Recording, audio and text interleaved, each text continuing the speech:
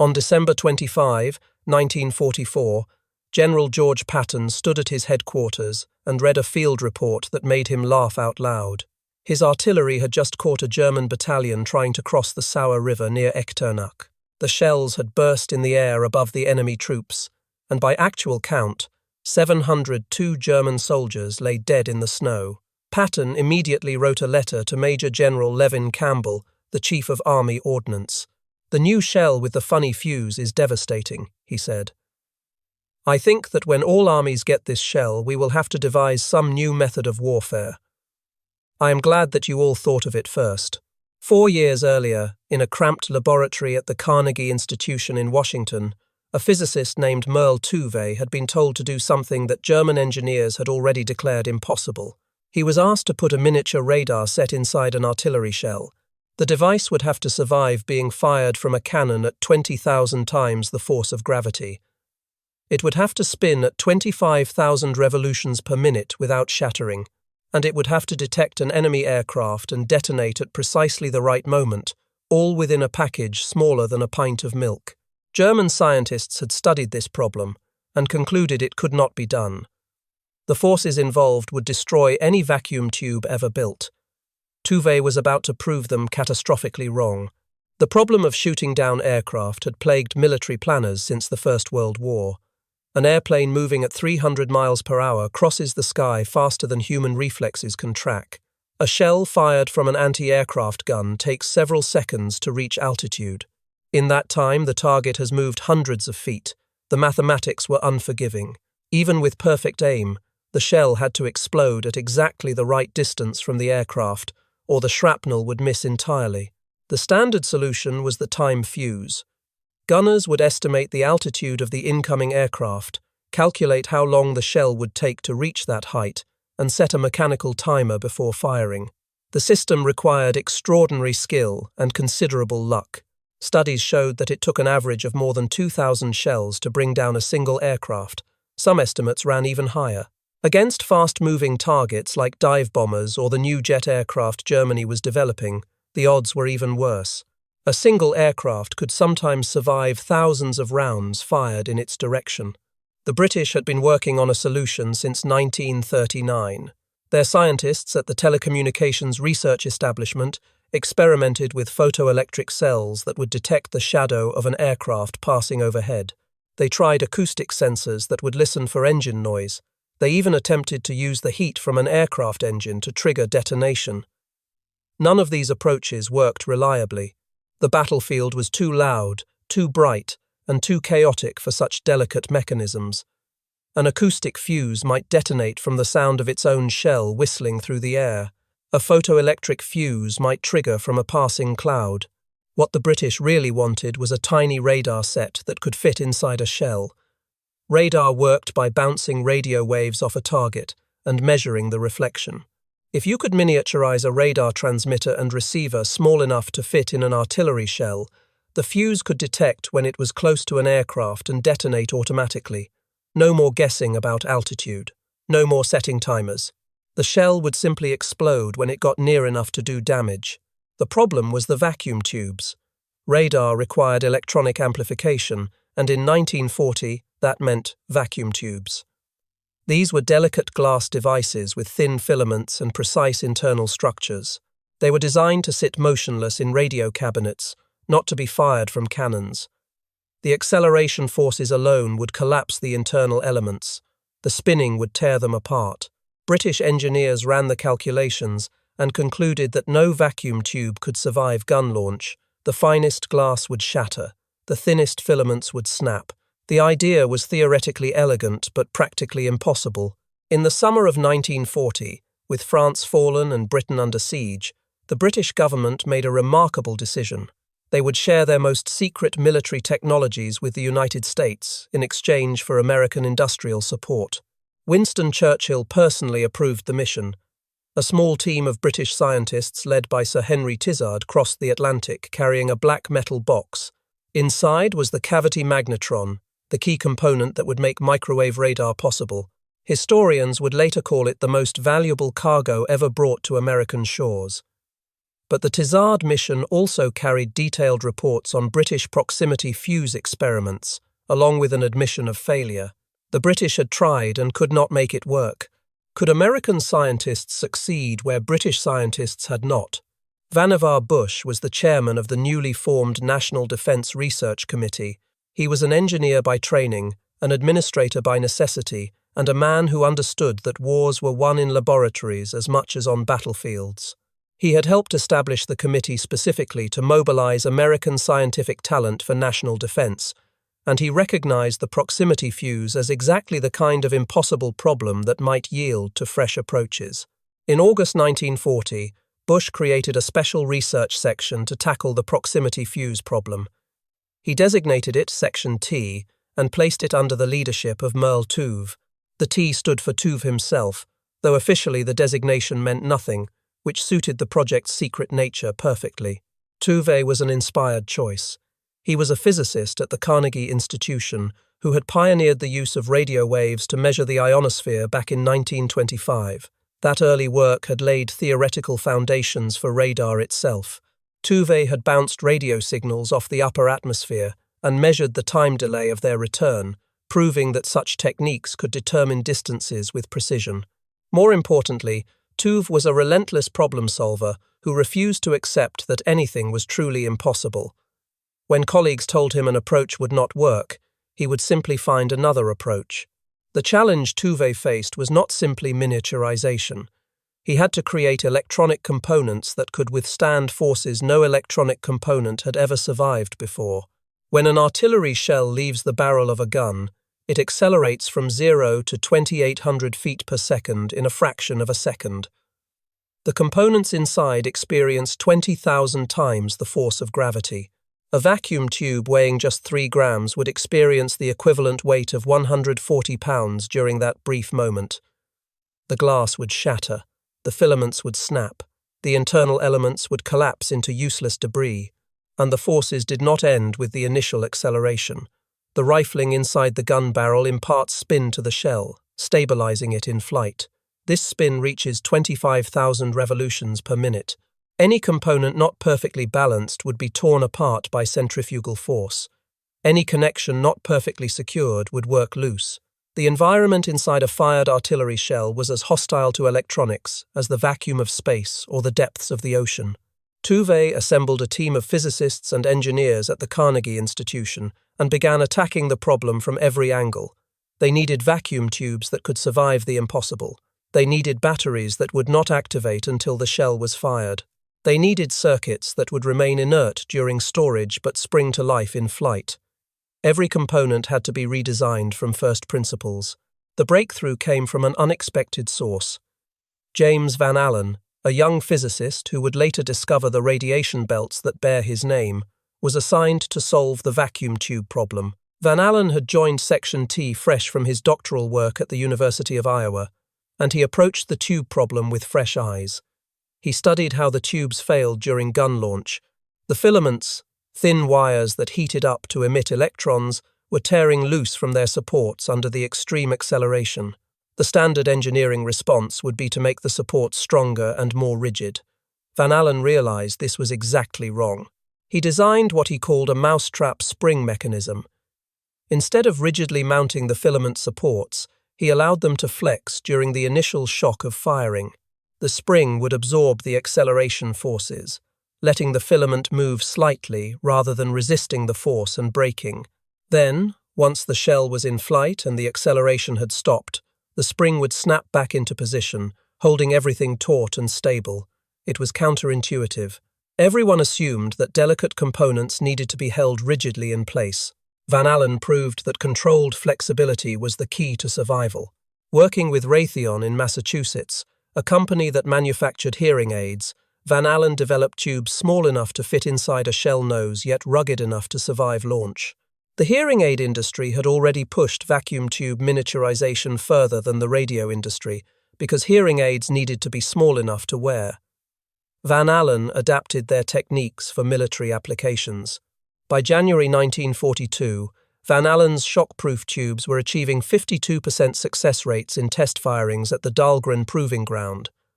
Half the fuses were working after being fired from naval guns. The Navy accepted this as good enough to begin production.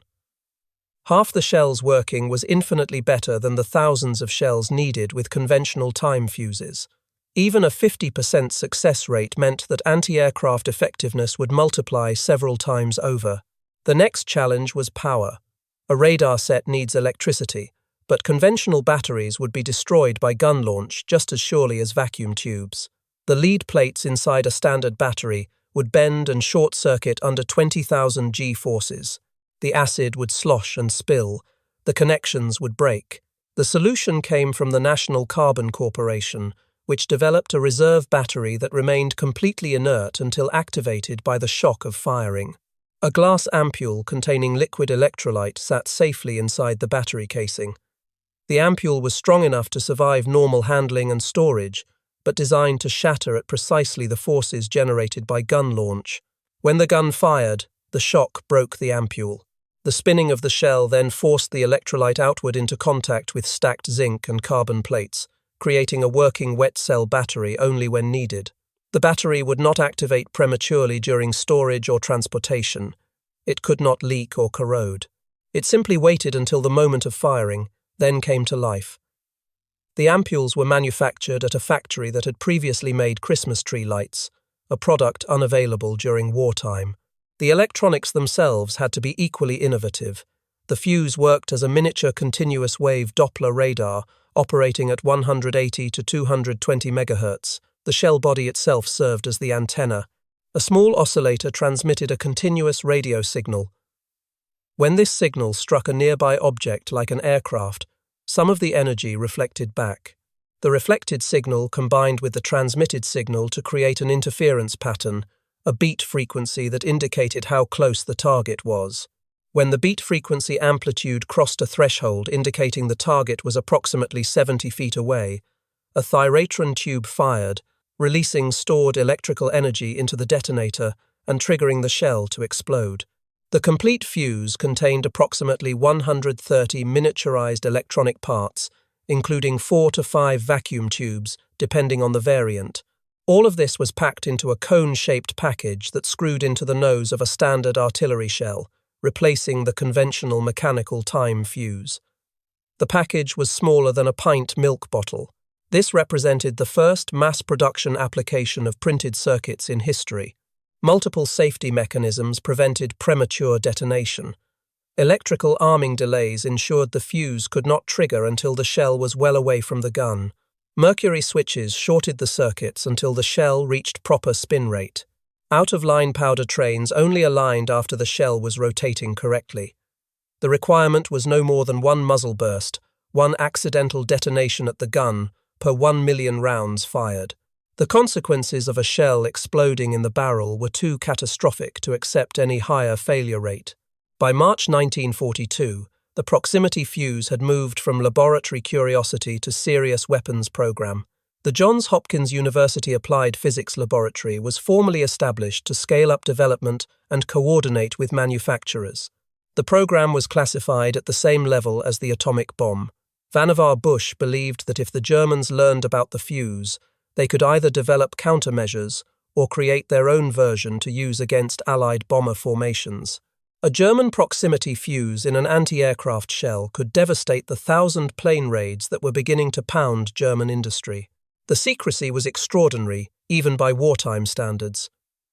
Workers at manufacturing plants assembled components without knowing what the other parts were or how the complete device functioned. A woman installing resistors on a circuit board had no idea she was building a radar fuse. The man soldering connections in the next room did not know what the circuit board would be used for. Women were searched entering and leaving factories and prohibited from bringing purses. Even local police and fire departments were denied entry to production facilities. If a fire broke out, factory workers had orders to destroy sensitive materials before allowing firefighters inside. The designation variable time fuse was deliberately vague. The initials VT could stand for anything. The name revealed nothing about how the device actually worked. Soldiers in the field were told only that the fuse would detonate at the optimal moment without being set. They did not need to know that a tiny radar was making the decision. The Army used the separate code name POSIT. Navy ships sometimes broadcast spurious radio signals on frequencies near those used by the Fuzes, hoping to conceal the detectable hum the Fuzes emitted from enemy listening posts. Bush made one security decision that bordered on reckless. He commissioned an engineer named Winfield Salisbury to test whether the fuse could be jammed. Bush reasoned that if the fuse had a vulnerability, better to discover it before the enemy did. Working at Harvard's Radio Research Laboratory, Salisbury built a variable frequency transmitter and began probing. Within 2 weeks, Salisbury had built a simple radio jammer that caused the fuses to detonate 4,000 feet from their targets instead of 40 feet. The weapon that was supposed to revolutionize air defense could be defeated by equipment costing a few $100s. All an enemy aircraft had to do was broadcast on the right frequency, and the shells would explode harmlessly far below. Bush classified this finding even more tightly than the fuse itself. He told almost no one, reasoning that if military commanders knew how easily the weapon could be countered, they would never agree to deploy it. The gamble was that the enemy would not discover the vulnerability before the fuse had already proven its worth in combat. When Germans later captured intact fuses during the Battle of the Bulge, there was what Salisbury later called a marvelous flap to build 200 of his jammers as a contingency. But by then the war was nearly over.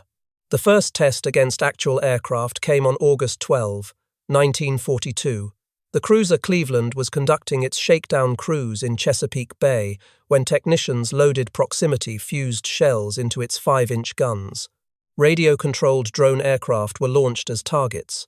These drones had survived countless test firings. Conventional anti-aircraft ammunition almost never destroyed them completely. Gunners were accustomed to seeing the drones damaged, occasionally knocked out of the sky, but rarely disintegrated. The results stunned everyone present. 3 drones were destroyed in rapid succession. The shells did not need to hit the targets directly. They simply needed to pass close enough for the radar to detect the drone's presence. Then they exploded, sending shrapnel in all directions. The drones did not just fall from the sky, they were torn apart in mid-air. Navy officers who had spent years watching anti-aircraft tests had never seen any of the drones totally annihilated before. The evaluation ended early because they had run out of targets. The Navy immediately placed mass production contracts with Crosley, RCA, Eastman Kodak, General Electric, and McQuay Norris. These companies had experience in precision manufacturing for consumer electronics. Now they would apply those skills to weapons production. The manufacturing challenge was immense, but American industry was transforming itself for war production across every sector. Commander William Parsons, a naval ordnance officer who would later arm the atomic bomb aboard the Enola Gay, was given responsibility for getting the new weapon into combat. Parsons understood both the technical aspects and the operational requirements. He had helped oversee the testing program and knew exactly what the fuse could do. In November 1942, he personally escorted the first shipment of 5,000 proximity-fused shells to the Pacific Fleet. He met Admiral William Halsey at Noumea in New Caledonia and distributed the precious ammunition among 3 ships most likely to face air attack. The cruiser Helena received an allotment, as did the carriers Enterprise and Saratoga. On January 5, 1943, the weapon proved itself in combat for the first time. A naval task force, including Helena, was returning from a bombardment mission against Japanese positions at Munda in the Solomon Islands when 4 Japanese Aichi dive bombers attacked. These were the aircraft Americans called VALs, the same type that had devastated Pearl Harbor just over a year earlier. The Japanese pilots scored a hit on the New Zealand cruiser Achilles before turning to escape. As the enemy aircraft departed, Lieutenant Red Cochrane's aft 5-inch battery on Helena opened fire with proximity-fused rounds. On the second of 3 salvos, a shell passed close enough to a retreating VAL to trigger its proximity fuse. The aircraft disintegrated under a hail of shrapnel. The pilot never knew what hit him. His aircraft simply ceased to exist, torn apart by an explosion he had no reason to expect. Commander Parsons was aboard Helena to witness the historic moment. The impossible had become reality. A tiny radar set had survived being fired from a cannon, had detected an enemy aircraft without any human input, and had triggered an explosion at precisely the right moment to destroy the target. It was the first deliberate kill of an enemy aircraft by a near miss rather than a direct hit. The effectiveness in the Pacific was immediate and dramatic. By 1943, proximity-fused anti-aircraft fire accounted for more than half of all Japanese aircraft downed by naval gunfire, while using only 25% of ammunition fired. The shells were approximately 3 times more effective than conventional time fuses. Where ships had once expended thousands of rounds hoping to bring down a single attacker, now a few salvos could sweep the sky clear. Admiral Arleigh Burke later recalled the transformation the fuse brought to naval air defense. "Mechanical time fuses which we had been using only brought down a plane at night by accident," he said. "They were good for harassing enemy aircraft at night, but that was about all. The proximity fuse changed everything." The transformation showed most dramatically during the great naval battles of 1944 and 45. At the Philippine Sea in June 1944, American carriers faced wave after wave of Japanese aircraft. The battle became known as the Great Marianas Turkey Shoot because of the lopsided casualty figures. Japanese pilots, many of them poorly trained replacements for veterans lost in earlier battles, flew into walls of anti-aircraft fire that exploded all around them. Proximity-fused shells did not need to hit their targets directly. They simply needed to pass nearby. The Japanese lost more than 350 aircraft in a single day. At Leyte Gulf in October 1944, the proximity fuse helped defend American escort carriers against determined Japanese attacks. These small carriers, built on merchant ship hulls, had never been designed to face heavy combat. Their anti-aircraft armament was modest, but proximity-fused shells multiplied their effectiveness. Shells that would have missed with conventional time fuses now burst close enough to shred attacking aircraft with shrapnel. The most severe test came during the kamikaze campaign. Beginning in October 1944, Japanese pilots deliberately crashed their aircraft into American ships. These suicide attacks presented challenges that no previous air defense system had faced. The pilots did not care about survival. They did not take evasive action after their attack run began. They simply aimed at a ship and flew until they either hit it or were destroyed. Against this threat, the proximity fuse proved invaluable. A kamikaze pilot flying straight and level toward his target was actually easier to hit than a conventional attacker executing evasive maneuvers. The fuse did not need the pilot to fly into a specific spot where a time-fused shell would explode. It simply detected the aircraft and triggered when proximity was achieved.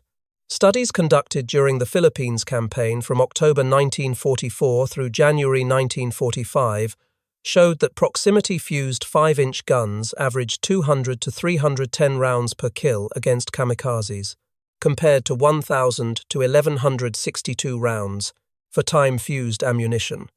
Ships equipped with adequate supplies of proximity-fused ammunition survived attacks that might otherwise have been fatal. But the Allies faced a problem. The fuse worked too well, and that created a security nightmare. If a proximity-fused shell failed to detonate and fell into enemy hands, German or Japanese scientists might be able to reverse-engineer the technology. The British had successfully reverse-engineered German magnetic mines after one washed ashore early in the war. A single captured specimen had allowed them to develop countermeasures. The same could happen with the proximity fuse. Until June 1944, proximity fuses were restricted exclusively to use over deep water, where unexploded shells would sink unrecoverable to the ocean floor. This meant the revolutionary weapon could only be used in naval engagements far from any coast. Ground forces fighting in Italy and later in France had no access to the technology that was transforming air defense in the Pacific. Anti-aircraft batteries protecting London still fired the same time-fused shells that had failed so often during the Blitz. The restriction was lifted for one critical purpose. On June 13, 1944, Germany began launching V-1 flying bombs at London. These pilotless aircraft carried 1-ton warheads and flew at nearly 400 miles per hour, faster than most Allied fighters, and far faster than any bomber the anti-aircraft system had been designed to stop. The V-1 was small, presenting a minimal target. It flew at medium altitude, below the effective ceiling of high-altitude guns but above the range of light anti-aircraft weapons. conventional anti-aircraft fire was nearly useless against them. In the first week of attacks, only 17% of V-1s were destroyed before reaching their targets. The others fell on London, killing thousands and damaging buildings across the city. Something had to be done. The day before the attacks began, Allied commanders had authorized proximity fuses for use against the V-1s. The guns were positioned along the English coast so that any duds would fall into the channel rather than on land where they might be recovered. The improvement was immediate and sustained. Over the following weeks, kill rates climbed steadily as gunners mastered the new ammunition. By late August, more than 60% of V-1s were being destroyed. During the final week of August, the rate reached 74%. On the best single day, British anti-aircraft batteries destroyed 82% of incoming V-1s using proximity-fused ammunition. The mathematics told the story of transformation. Before proximity fuses, thousands of shells were needed to destroy a single V-1. The small, fast-flying bomb presented an almost impossible target for time-fused ammunition. After deployment of proximity fuses, approximately 100 shells achieved the same result. On the final major V-1 attack day, radar detected 104 missiles approaching the coast. The anti-aircraft batteries went to work. 68 V-1s were destroyed by proximity-fused shells. Fighter aircraft accounted for more. Of the remainder that made it past all defences, only 4 reached London. General Sir Frederick Pyle, commander of British Anti-Aircraft Command, later told the London Times that it was the proximity fuse which made possible the success in defending against the final waves of attacks. The defence of Antwerp proved equally critical. The Belgian port was essential to Allied logistics, funneling supplies from ships to the armies pushing into Germany, and Germany targeted it relentlessly with both V-1s and the larger V-2 ballistic missiles throughout the fall and winter of 1944. A single anti-aircraft unit destroyed 48 of the first 75 V-1s it encountered after receiving proximity-fused ammunition. Over the course of the campaign, more than 2,000 V-1s were destroyed by proximity-fused fire around Antwerp, keeping the vital port operational throughout the war. Then came the Battle of the Bulge. On December 16, 1944, Germany launched its last major offensive in the West. 200,000 German troops attacked through the Ardennes forest, catching American forces by surprise. The initial assault threatened to split the Allied armies and capture Antwerp, cutting off supplies to forces already deep in Germany. It was the largest battle American forces would fight in the entire war. Colonel George Axelson of the 406th Artillery Group faced an immediate decision. His guns were supporting the 38th Cavalry Squadron near Monschau as German forces attacked in overwhelming numbers. He had proximity-fused shells in his ammunition supply, but their use over land was still officially restricted. The fear of German capture remained. But Axelson was watching his infantry being overrun. He decided that the emergency trumped the restrictions. On the morning of December 16, before any authorization existed, Axelson ordered his batteries to fire proximity-fused rounds at the attacking German infantry. The shells burst in the air above the advancing troops, sending shrapnel down into foxholes and trenches that had offered protection against conventional artillery for 4 years of war. The German attack in his sector stalled. 3 days later, General Eisenhower formally requested clearance to use proximity fuses throughout the European theatre. On December 21, all restrictions were lifted. Every artillery battery with the proper ammunition could now use it freely. That same day, SS Colonel Otto Skorzeny's 150th Panzer Brigade attacked Malmedy. American field artillery battalions in the area responded with approximately 3,000 proximity-fused 105mm rounds. The shells detonated 30 to 50 feet above the ground, showering German troops with shrapnel over enormous areas. Every burst created a cone of flying metal fragments moving at thousands of feet per second. Foxholes that had protected infantry for thousands of years suddenly provided no defense. A soldier crouching in a hole was still exposed to fragments raining down from above. The attacking Germans were wiped out. Some soldiers ran forward shouting "Kamerad" in surrender rather than endure the terrifying airbursts. Panic spread through units that had fought bravely against conventional artillery, but could not endure this new horror. German prisoners described the attacks as quick, powerful bursts for which there was simply no defense. Survivors emerged from barrages in a dazed state, unable to comprehend what had happened. One German patrol caught in the Hürtgen forest left 96 bodies that looked as if they had gone through a meat grinder, according to American soldiers who found them. The psychological effect was so severe that some German soldiers began refusing orders to leave bunkers during artillery attacks, preferring courts-martial to facing the shells that burst overhead. This was the context for Patton's letter about the funny fuse. His artillery had caught that German battalion crossing the Sauer River near Echternach on Christmas night. 702 enemy dead from a single battalion concentration. Patton understood immediately that warfare had changed. "The funny fuse won the Battle of the Bulge for us," he later wrote. 200,000 proximity-fused shells were expended during the Battle of the Bulge. From that engagement through the crossing of the Rhine, proximity-fused anti-aircraft fire brought down more than 1,000 German aircraft. The Germans knew something had changed. Casualty reports showed inexplicable spikes in losses during artillery attacks. Troops reported shells exploding overhead without warning, giving no time to take cover. Intelligence officers collected fragments and sent them to laboratories for analysis. German commanders began offering rewards to soldiers who could find intact specimens. During the Bulge, German forces captured an American ammunition dump containing approximately 20,000 proximity fuses. Here was the evidence they sought. Yet the Germans could not exploit what they had found. Their engineers had concluded years earlier that proximity fuses were physically impossible. The G-forces of gun launch would destroy any vacuum tube. When they examined the captured American fuses, they found tubes that had obviously survived launch.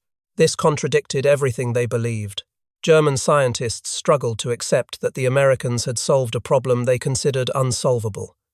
The captured fuses sat in laboratories while researchers debated whether they could possibly work as they appeared to. By the time German engineers fully understood what they were dealing with, the war was nearly over. Hermann Göring was interrogated on May 10, 1945, 3 days after Germany's surrender. General Karl Spaatz, commander of United States Strategic Air Forces in Europe, conducted the questioning at the Ritter School in Augsburg. Spaatz asked whether Germany had developed a proximity fuse. "In 3 or 4 months there would have been production," Göring claimed. He was almost certainly exaggerating German progress, but the statement revealed that Germany had been trying. When asked whether Japan had received German proximity fuse designs, Göring replied that Germany never gave them anything unless it was in production.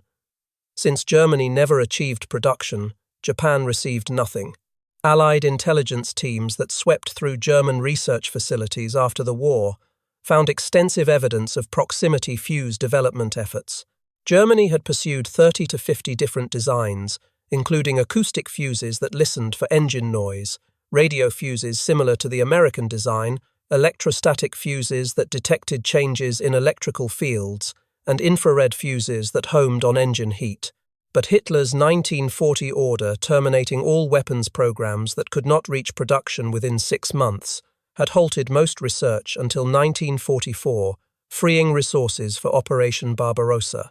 When work resumed after the Normandy invasion made clear that Germany faced threats from all directions, coordination was poor.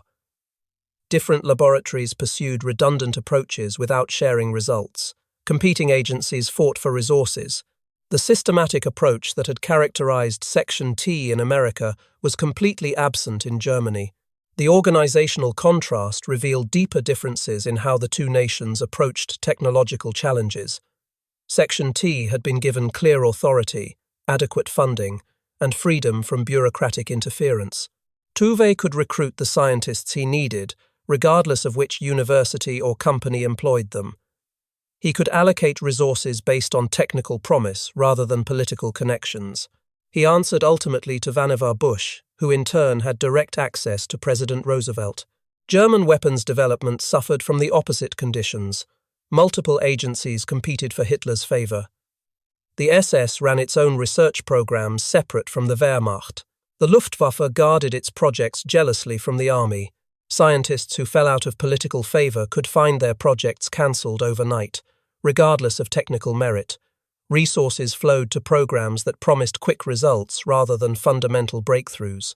The proximity fuse was not a quick result. It took more than 2 years from Section T's creation to the first combat use. American leadership understood that some problems required sustained effort and was willing to provide it. German leadership, fixated on immediate victories, repeatedly abandoned long-term research in favor of short-term expedients. Not a single German proximity fuse saw combat service. Allied assessments concluded that only 2 German designs could have reached mass production within 2 years, and neither had progressed beyond prototype testing. The engineers who had declared the American approach impossible never developed a working alternative. The contrast with American industrial mobilization was stark. Fuse production grew from 500 units per day at the end of 1942 to 70,000 daily by the war's end. The cost per unit dropped from $732 in 1942 to $18 in 1945, a reduction of more than 97% through manufacturing efficiencies and economies of scale. Crosley Corporation alone produced more than 5 million fuses, nearly a quarter of total output, with more than 10,000 employees working around the clock. The workers were mostly women, recruited from across the Midwest to work in factories that had previously made radios and refrigerators. They were told only that they were building something important for the war effort. They learned to handle tiny components with surgical precision, soldering connections so small they could barely be seen without magnification. Sylvania manufactured 95% of all vacuum tubes for the program, with 10,000 workers producing 1 million tubes every 2.5 days.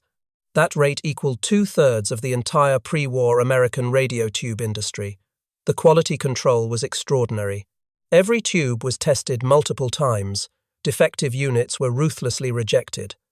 A single faulty tube could mean a fuse that failed to detonate at the critical moment, leaving an aircraft free to complete its attack. The workers developed techniques that had never existed before. They learned to wind coils of wire so fine that a sneeze could destroy hours of work. They assembled components using microscopes and tweezers. Many of them had never worked in factories before the war. Housewives and school teachers and farm girls became precision electronics assemblers in a matter of weeks, mastering skills that pre-war engineers had thought required years of training. The total manufacturing network encompassed more than 100 manufacturers and more than 2,000 suppliers across the country. Resistors came from one company, capacitors from another, tubes from a third. Each component had to meet exact specifications. Each supplier had to maintain perfect quality control. The logistics of coordinating this network, in an era before computers, represented an achievement nearly as remarkable as the technical development itself. By war's end, slightly more than 22 million proximity fuses had been produced, 22,073,481 to be exact, at a total cost exceeding $1 billion. In today's money, that would be approximately $15 billion, making it the second most expensive weapons development program of the war after the atomic bomb. The weapon that German engineers had declared impossible had been developed, manufactured, and deployed in quantities that buried German forces under a technological avalanche they never understood and could not counter. Secretary of the Navy James Forrestal issued a public statement after the war ended, and the proximity fuse could finally be discussed openly. "The proximity fuse has helped blaze the trail to Japan," he said. "Without the protection this ingenious device has given the surface ships of the fleet, our westward push could not have been so swift, and the cost in men and ships would have been immeasurably greater." Admiral Lewis Strauss provided what became the definitive assessment. One of the most original and effective military developments in World War II was the proximity or VT fuse, he wrote. While no one invention won the war, the proximity fuse must be listed among the very small group of developments such as radar, upon which victory very largely depended. Vannevar Bush credited the fuse with 3 significant wartime effects. First, a 7-fold increase in 5-inch anti-aircraft effectiveness against Japanese kamikazes. Second, neutralization of German 5-1 attacks on England. Third, transformation of ground warfare tactics during the European campaign. Each theatre of war had been changed by a device small enough to hold in one hand. General Dwight Eisenhower observed that if Germany had perfected and deployed similar weapons 6 months earlier, the invasion of Europe would have proven exceedingly difficult, perhaps impossible. The bomber formations that had pounded German industry into rubble might have been decimated by proximity-fused flak. The invasion fleet might have been savaged by guided weapons. The entire course of the war might have been different. The men and women who built the proximity fuse returned to ordinary lives after the war. James Van Allen went on to design instruments for early American satellites and discovered the radiation belts that bear his name. He became one of the most celebrated space scientists in history, but his wartime work on shock-proof vacuum tubes remained classified for decades. Merle Tuve continued his research at Carnegie Institution, returning to the fundamental physics that had always interested him most.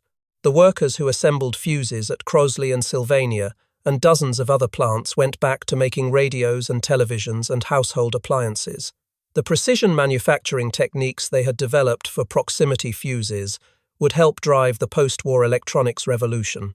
The printed circuit technology that had been invented for the fuse would become ubiquitous in everything from computers to automobiles.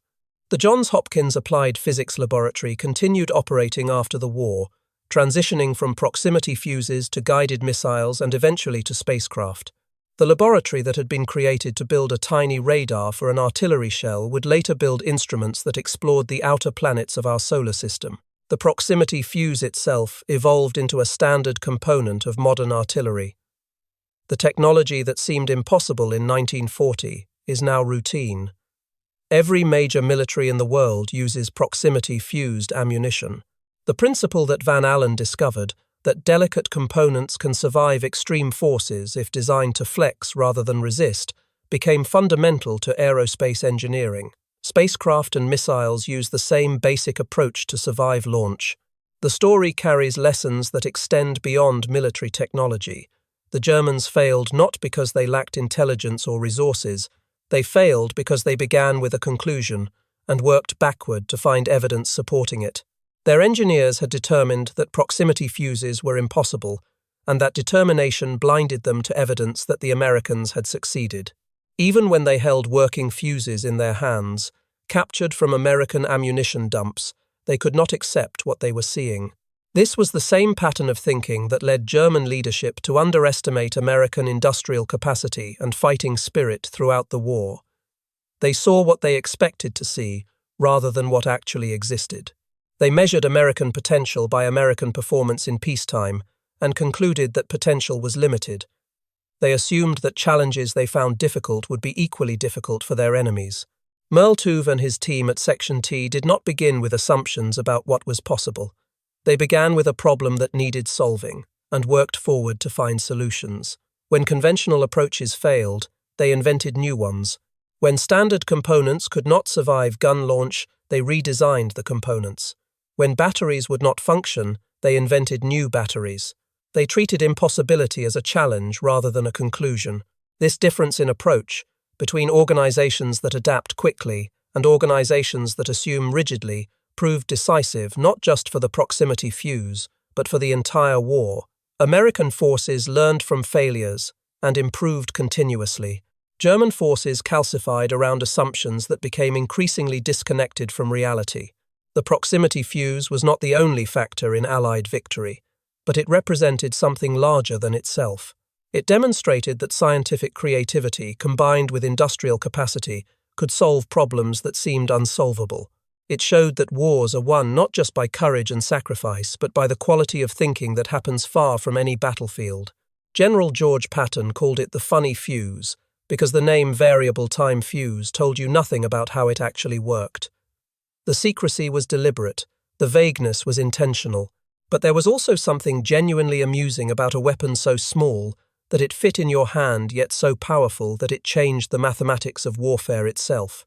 702 German soldiers died near the Sauer River on Christmas night, 1944, because a physicist in Washington had figured out how to make a vacuum tube flexible. That is not a story of military genius or industrial might alone. It is a story about the power of refusing to accept that anything is truly impossible. If you found this story compelling, please take a moment to like this video. It helps us share more forgotten stories from the Second World War. Subscribe to stay connected with these untold histories. Each one matters. Each one deserves to be remembered. We would love to hear from you. Leave a comment below telling us where you are watching from. Our community spans the globe, from veterans to history enthusiasts. You are part of something special here. Thank you for watching, and thank you for keeping these stories alive.